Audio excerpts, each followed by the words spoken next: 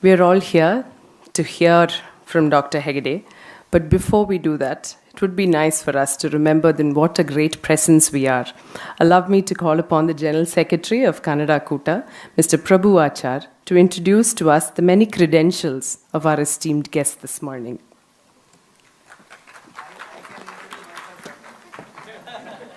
But let's do it. Let's see if we can do it. You would be very humble. We'd like to hear the actual version. And it would be a pleasure to introduce you, sir. And it's a lifetime opportunity, I would believe, for me. Good morning, ladies and gentlemen. Like I just said, I would repeat myself. It gives me immense pleasure and reverence to introduce Padma Bhushan Dr. BMHegde. He is an international acclaimed physician, cardiologist, medical scientist, educationalist, author of many books, and on top of all, he is the finest orator. Ladies and gentlemen, let's give a big round of applause to Professor BMHegde. Honorable Dr. Hegde has received many awards, honors, fellowships from all over the world. Dr. Hegde has numerous qualifications to his profiles, including MBBS from Stanley Medical College, Madras University, MD from King George Medical College, Lucknow, and various other fellowships, including MRCP, FRCP, FACC, FRCPG, FAMS from various prestigious medical schools in UK, USA, Europe, and India. A born teacher, Professor BMHegde started teaching in medical schools almost at the age of 23. Starting as a tutor, he badged to be the Vice Chancellor of Manipal University. He trained in some of the best institutions in India, the UK, and the USA under great legendary teachers.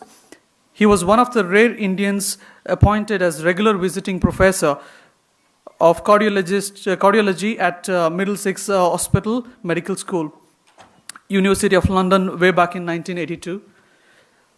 His chief, late Dr. Walter Somerville, was then the editor of British Heart Journal for almost 30 years. Professor BMHegde was also the first Indian teacher to be invited to examine at the Royal College's final examination since 1988, both in the UK and Ireland.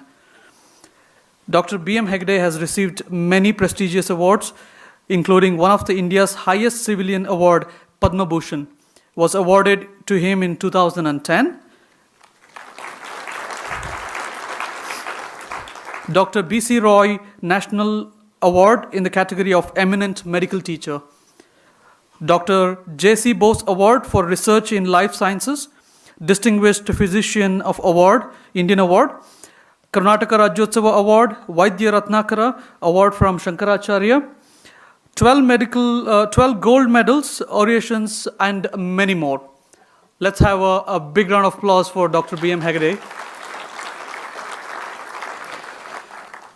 Dr. Hegde has served in various struts and widely respected for his philanthropic acts.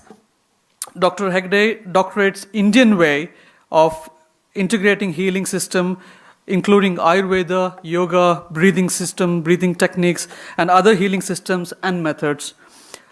I now, on behalf of IDF, IDAC, and Kuwait Kannada Kuta, request Professor BMHegde to enlighten us with his keynote address on healthy lifestyle for better life. Can we have a big round of applause and let's welcome with a warm. But don't believe what he said. You know, at the end of all that, I was reminded of what Johanna von Goethe, one of the greatest thinkers in this world, a German, said. I quote, "I now know philosophy, physiology, jurisprudence, medicine, science, even, alas, theology from end to end with labor skin. But here I stand, O fool, with all my lore, no wiser than before." Which is absolutely true. Because, it's wisdom that is missing in this world. T.S. Eliot so beautifully said, where is that wisdom we seem to have lost in knowledge? And where is that knowledge we seem to have lost in information? Today we only gather information. And information is full of noise. An occasional signal in the information is lost in the noise. So much so, you get so confused listening to various things. How many of you have heard of this man called Creek? William Creek. C-R-E-E-C-K. Have you heard of that? Very famous German economist who has written an article for all of you to read. The End of Capitalism. He said Brexit and Trump's election is a sign of an imminent breaking up of capitalism of the West. Because capitalism has oversold itself. It's oversold itself so much so. Today, everything runs on money. Did you understand that? Everything runs on money. Man is of no consequence. Only money is consequence. I don't know how many of you know when the first industry started in 1802 in England. That's called the Industrial Revolution or Renaissance or what you want to call it of the last century, 19th century. There was this romantic British poet called William Wordsworth. He wrote a poem which is called The World is Too Much With Us. How many of you read that? The world is too much with us. I'll give you 4 lines. You go and read the rest. Get into Google and say, William Wordsworth, the world is too much with us. But this is a very important poem. It says, the world is too much with us, late and soon. Getting and spending, we lay waste our powers. Mark that line. Getting and spending, we lay waste our powers. Little do we see in nature that is ours. I'll give you an example. If your cat in the house has a tummy ache, do you know where it goes? It goes out in the garden, knows which leaf or grass to eat, and gets better.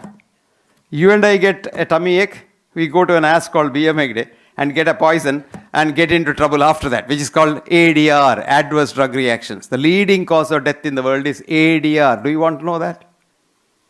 You all think, oh, what is modern medicine? Western medicine is so good, don't have to worry. One person came and told me, look, I am rich. I want to drink good Scotch whiskey every day. And I want to smoke. But at the same time, I don't want to get any disease. Can you do something? I said, I'm sorry, you have come to the wrong person. I'm not God. Then what is this? What is modern medicine for? I just want to do what I want to do, and I want a medicine to cure it. This is the stage we will reach. Little do we see in nature that's ours.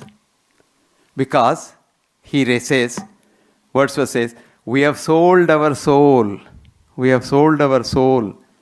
I have added 2 lines for that. To the devil. Semicolon. The sordid boon.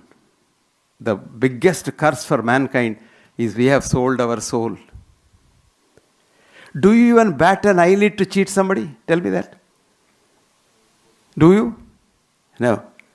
And you think, I can cheat the world and make money. I'll be happy. No, you're not happy.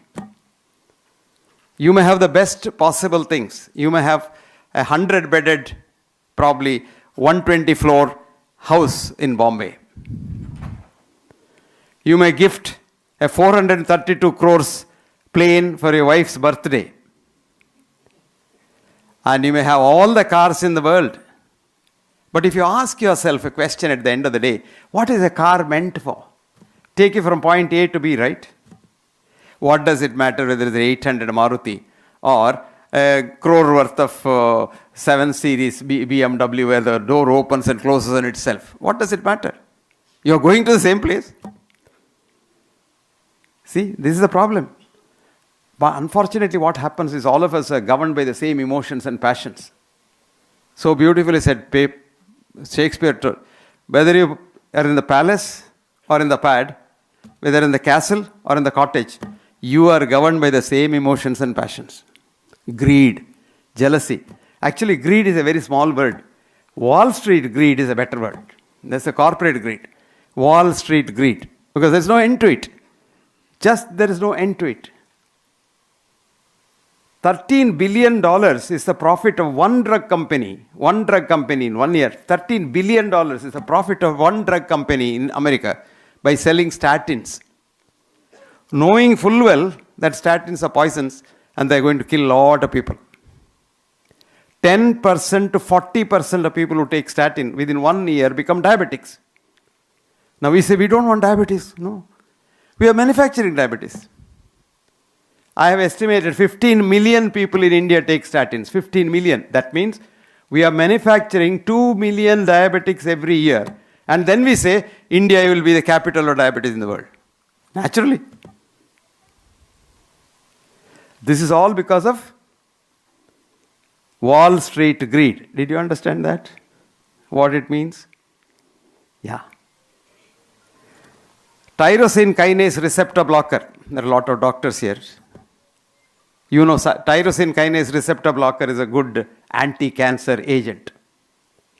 One drug manufactured in America or by an American company, maybe manufactured in China or Vietnam or Honolulu or Timbuktu, I don't know, but packaged and marketed by a company in America, costs 2.5 lakhs of rupees for one injection. And what hurts me is our cancer specialists tell the patient, with this drug you will become completely all right.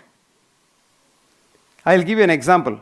One of my students, who was a professor of cardiovascular surgery in St. John's Medical College in Bangalore, 44-year-old young man with a child and a young wife, comes down with acute myeloblastic leukemia. So his wife calls me and says, "Uncle, he has got this, and in Kidwai they say they'll treat conventionally." I said, "Fine, that's the maximum that can happen, because acute myeloblastic leukemia, if he survives, it's great, something providential. Otherwise, normally they don't survive." How could I tell her that? Then she said, "Do you know why she called me?" She said, "Sir, in Vellore, they say there's a special treatment, there's a special unit. They'll make him all right." I said, "Do you believe that in 2016? She said, No, there's so many people have assured me." I said, "Don't believe these things. These are all, this advertisement. His Kidwa is all right. Whatever. What he requires is TLC, tender loving care. Tender loving care. TLC is the best medicine for many diseases. You probably don't know that. Because ultimately the healing is done by your own body. Remember that. Healing is done by your own immune system and not by the surgery or by any medicine that you take. Be it homeopathy, homopathy, Ayurveda, anything.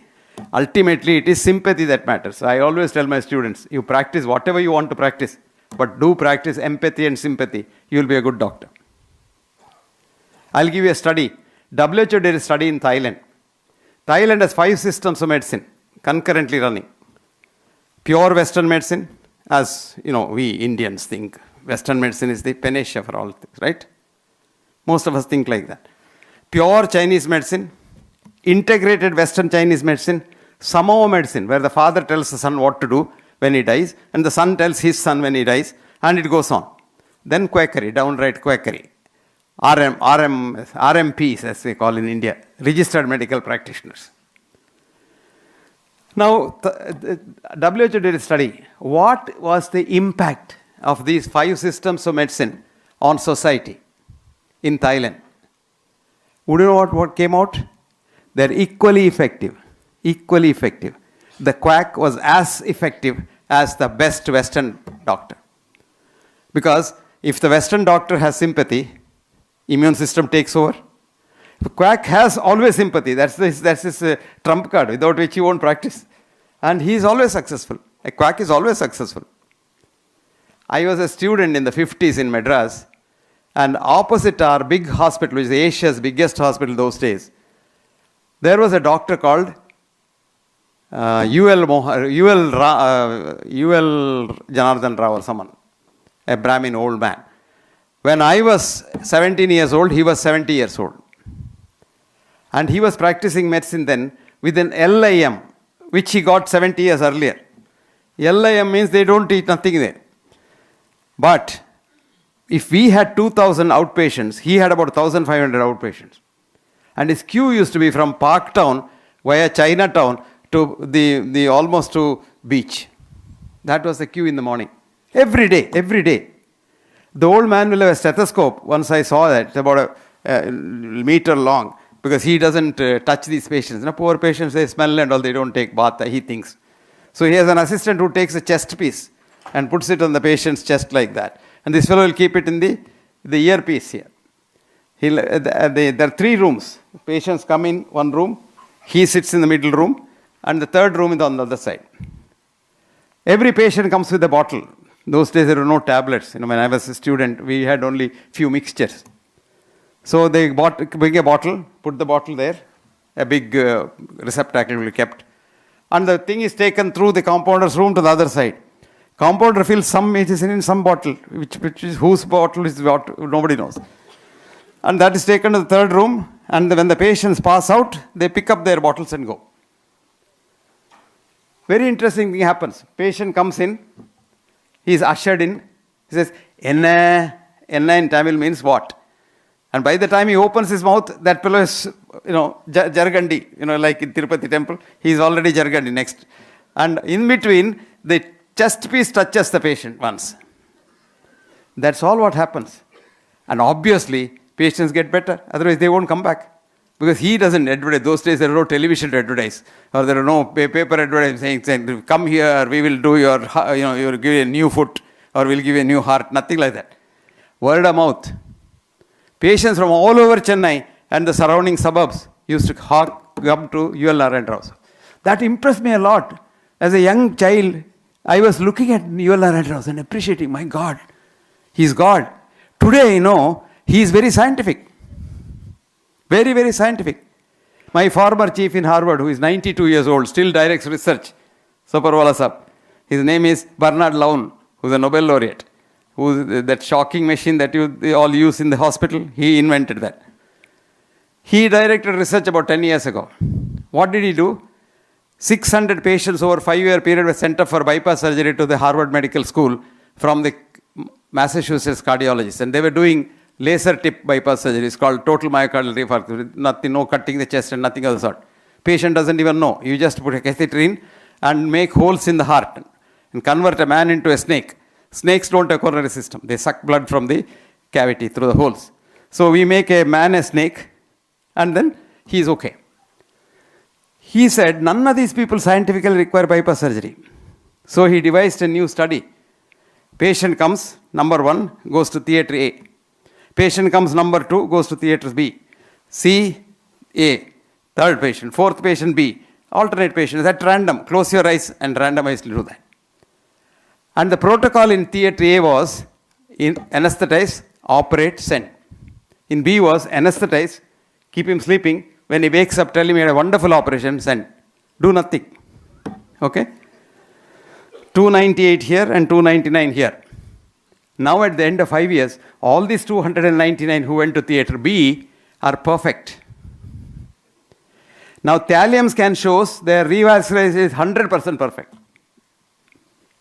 In A, half of them, the chest pain did not go, so they had to have a cut open, regular surgery.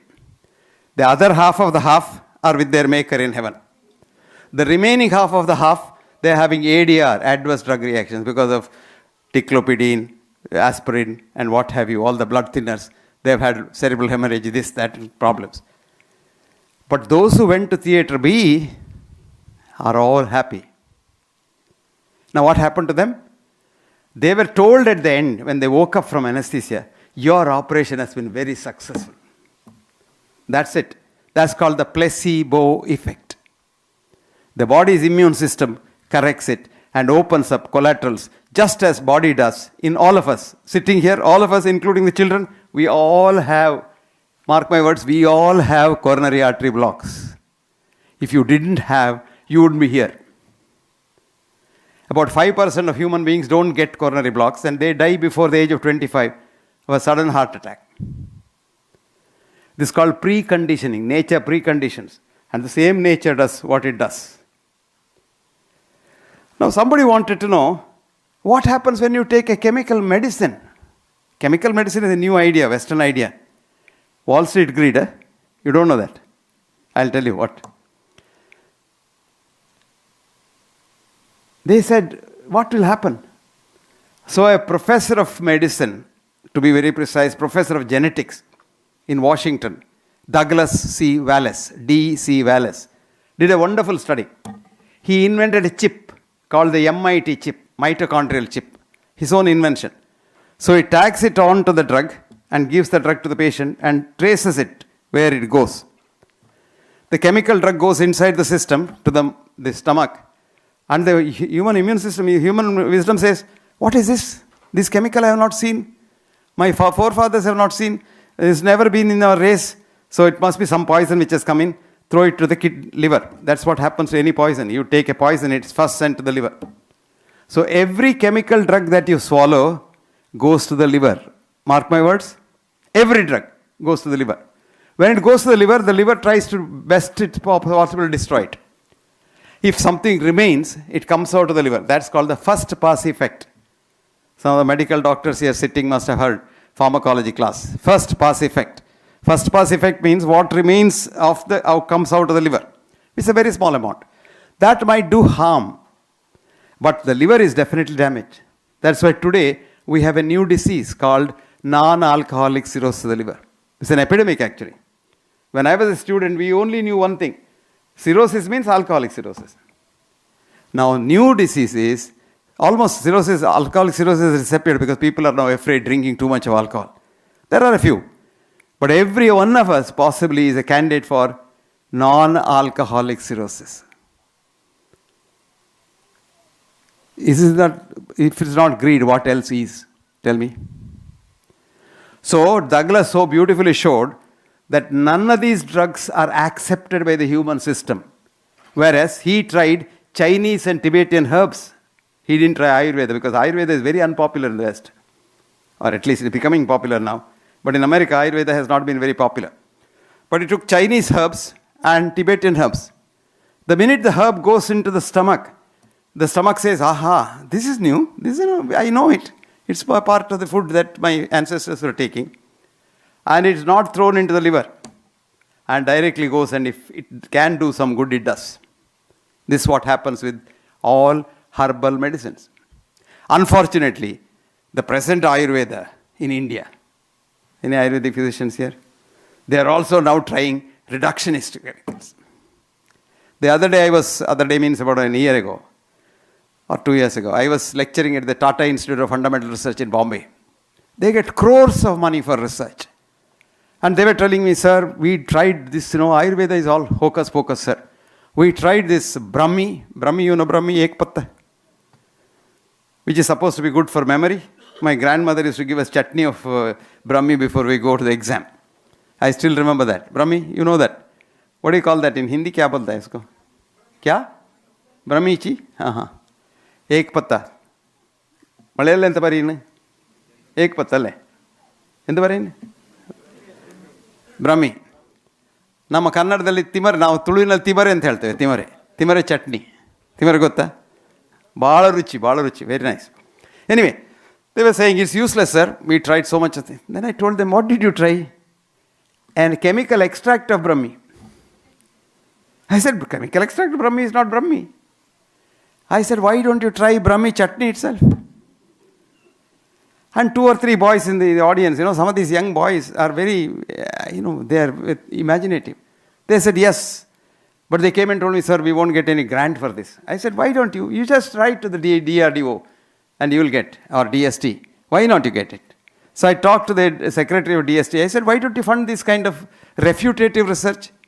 All your rubbish research, crores of rupees of taxpayers' money is wasted on repetitive research. Me too research. Somebody has done in America something, I am going to do it here and see what happens. This is called repetitive research. Remember, knowledge does not advance by repeating known things. Knowledge advances by refuting false dogmas. I'll give you an example. 127 AD, Galen said, blood circulates from the liver. Okay? For 1500 years, every ass of a professor, researcher, PhD said, liver pumps blood. It was in the year 1628, a London doctor, practicing doctor who didn't have much practice, who was going for a walk in the evening, saw a fire hydrant and got some stimulus idea and went back to his laboratory and did lot of dissection of animals and found out heart pumps blood, and he said, cogito, demoto cordis. In Latin, demoto cordis is heart pumps blood. That was in 1628. That means 1500 years every ass taught liver pumps blood. They taught the same thing in the medical school. Can you believe that? So repeating known things does not take knowledge forwards. Refuting false dogmas takes knowledge forward, said Karl Popper, a great thinker who was a professor of science philosophy in the London School of Economics in the 50s and 60s. He's a colossus. Popper said, think of refuting false dogmas, of which there are many in every field, every single field. That's what Crick was saying. This economics, which we think is economics, macroeconomics, is going to end sooner than later. The signs are already there in the horizon. Trump coming up. The whole media saying Hillary will come up. And suddenly Trump comes up. See? Brexit. Cameron was so happy, so confident that no, what is happening, I'll come. Something has come up. The white supremacy is coming up, which means we'll go back to the time of the Nazis again. See, think of it. White supremacy in America. Here is a very funny system. The American system is such that only the rich people will win at the end of the day. Hillary gets thousands of votes more than Trump in the popular vote. But in the collegiate system, he gets more. How can you believe that? Very funny, isn't it? Very funny. Now, these are all signs. So I say, Western science has had an overdose of itself. And sooner than later, this science will be exposed. Do you understand that? If any one of you is keen on reading, younger generation, I'll give you a book, nice book, written by 2 physics professors in New York, called The Golem. The book's name is The Golem, Golem. എഴുതിയ മോനെ ഗോലം എന്താ മലയാളത്തിലെ ഇനി lot of Malayalis here. What golem? Golem എന്ത് yes ഗോളമല്ല മോളെ ഗോലം എന്ത്